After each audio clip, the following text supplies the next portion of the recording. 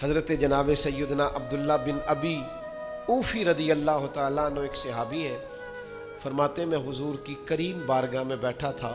یہ وہ نور بڑا زمانہ تھا جب ہم سارے مل مل کے جلوہ والضحیٰ کی زیارت کیا کرتے تھے۔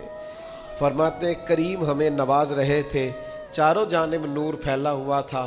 اچانک ایک بچہ آیا، السلام علیکم کے بعد اس نے کہا یا رسول اللہ صلی اللہ علیہ وسلم میں یتیم ہوں، میری والدہ ہے، میری بہن ہے۔ باپ کے جانے کے بعد بھائی بھائی ہونا نرے پھر بھی کام چل جاتا ہے، لیکن اگر ساتھ کسی کو بہنوں کو ساتھ لے کے چلنا پڑے اور گھر میں بیٹیاں ہوں تو باپ کی غیر موجودگی میں بیٹیوں کو اور بہنوں کو لے کے چلنا اور ماں کو لے کے چلنا بڑی سخت دھوپ میں کھڑا ہو جاتا ہے۔ کئی دفعہ وہ بیٹا جس کے میں یہ ڈیوٹی لگ جاتی ہے، اس کی اپنی ساری زندگی کئی دفعہ تھکاوٹوں کی نظر ہو جاتی ہے اور وہ چلا رہتا ہے، بچپن رہتا ہی نہیں، جوانی رہتی نہیں، ڈائریکٹ بڑھاپے آتے دیکھے ہیں میں نے لوگوں پر۔ اس نے آ کے عرض کی حضور یتیم ہوں اور والد چلے گئے ہیں، والدہ ہے، بہن ہے، ہم تینوں بھوکے ہیں کل سے گھر میں۔ تو میری اماں نے کہا جا کے مدینے والے محبوب کی بارگاہ میں عرض کر۔ تو حضور کچھ فرمائے، کریم نے فرمایا ہمارے گھر جا۔ حضور نے اپنے کاشانہ نور پہ بھیجا، واپس آئے تو 21 کھجوریں لے کے آئے۔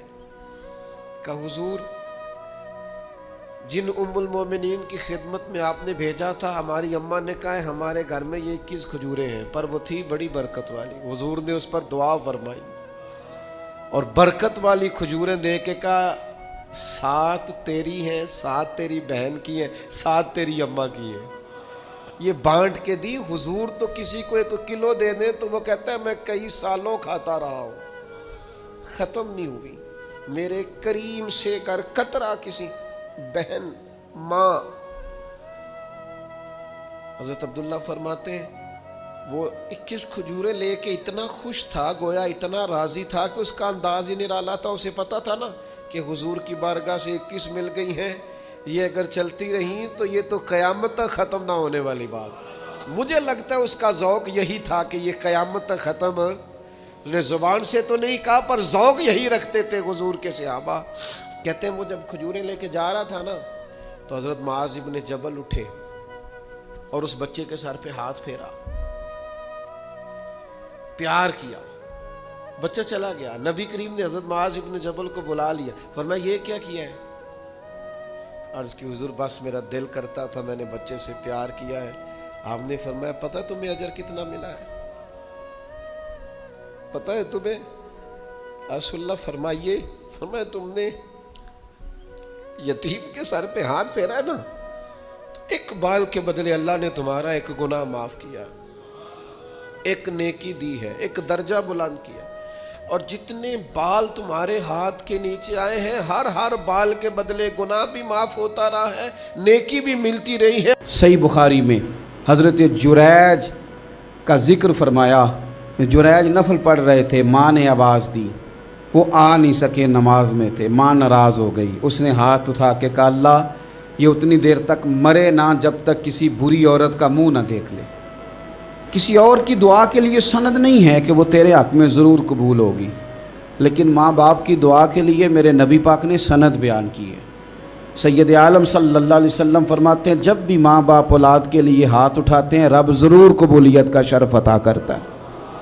تو جہاں سند موجود ہے نا، کچھ افتتاح ابا جی سے بھی کرا لینے چاہیے، کچھ کام شروع کرنے سے پہلے صرف اماں سے ہی دعا کرا لینی چاہیے۔ یہ والا افتتاح بھی بڑے کام کا ہے کیونکہ یہاں سند بیان کر دیا میرے نبی کریم۔ تو جناب جریج کی ماں ناراض ہو گئی، کہنے لگی اللہ اس نے میری بات نہیں سنی۔ اب تھے تو وہ نیک، لیکن رب کریم کی حکمت کا تقاضا ہے، ماں کی دعا کو بھی قبول کرنا تھا، اللہ نے آزمائش میں مبتلا کر دیا۔ والدہ تو چلی گئیں، وہ ایک خیمے میں، ایک کٹیا میں، ایک جھونپڑی میں عبادت کرتے تھے، اللہ کو یاد کرتے تھے، رب رب کرتے تھے، اور لوگ ان کی بڑی تعریف بھی کرتے تھے۔ لوگ ان کے ارادت مند بھی تھے، عقیدت مند بھی تھے، اہل محبت بھی تھے۔ ایک عورت آ گئی، بس وہ اللہ کی حکمت پوری ہونی تھی، اس نے آ کے پہلے تو انہیں اپنی طرف مائل کرنا چاہا، جب نہ مائل ہوئے تو الزام لگا دیا۔ یہ ہمارے دور کا تقاضا ہے، لوگ پہلے آپ کو اپنے حق میں قائل کرتے ہیں، اپنی فرما برداری میں لانا چاہتے ہیں، اگر آپ نہیں آتے تو پھر وہ آپ کو مجرم قرار دے دیتے ہیں، یا میرے ساتھ چل ورنہ پھر میں تیرے خلاف پراپوگنڈا کروں گا۔ دو ہی باتیں، پہلے اس نے قائل کیا، جب جناب جنید قائل نہ ہوئے تو اس نے قریب ایک چرواہا تھا، اس چرواہے کے ساتھ جا کے منہ کالا کیا، مقررہ وقت پہ بچہ پیدا ہو گیا۔ لوگوں نے کہا کس کا ہے؟ کہنے لگی اس خانقاہ میں، اس حجرے میں عبادت کرنے والے کا ہے۔ اگر کسی دیندار پر ذرا سا بھی الزام لگ جائے تو آپ یقین کریں کہ بڑے بڑے خوفناک لوگ بھی نیک ہو جاتے ہیں، جن کا اپنا سارا ماضی کالا سیاہ ہو وہ بھی اجالوں کے راہبر بن جاتے ہیں، جن کی اپنی زبانیں ساری زندگی آلودہ رہی ہوں وہ بھی بڑے بڑے اعلیٰ سچ بولنے لگتے ہیں۔ اعلیٰ کچے میرے مکان کی دیوار کیا گری، لوگوں نے تو میرے صحن میں رستے ہی بنا لیے۔ بڑے لوگ آ جاتے ہیں، پھر بڑا کچھ کرتے ہیں اور بڑے بڑے خوفناک جملے کستے ہیں، بس کو نقطہ جو ہاتھ آ گیا ایسا جیسے گرنے کا انتظار کر رہے تھے۔ اب جناب لوگ اٹھے، احتجاج شروع ہو گیا، شور پڑ گیا، یہ بابا بڑا نیک بنتا تھا، نفل پڑھتا تھا، عبادتیں کرتا تھا، دیکھو اس کا حال کیا ہے کہ اس نے ناجائز بچہ پیدا کیا۔ بغیر تحقیق کے میں کہہ چکا ہوں کہ الجھے الجھے بکھرے بکھرے روز و شب دیکھے گا کون، لوگ تیرا جرم دیکھیں گے سبب دیکھے گا کون، لوگ تیرا جرم دیکھیں گے سبب کوئی غور نہیں کرتا کہ وجہ کیا تھی۔ او بھائی کچھ تو مجبوریاں رہی ہوں گی، یوں ہی کوئی بے وفا نہیں ہوتا۔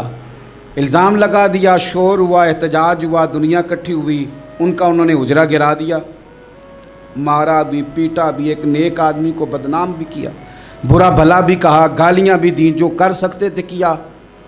اب جب سزا دینے لگے نا تو جناب جریج کہنے لگے تھوڑی سی اجازت دیتے ہو، مار تو تم نے دینا ہی ہے۔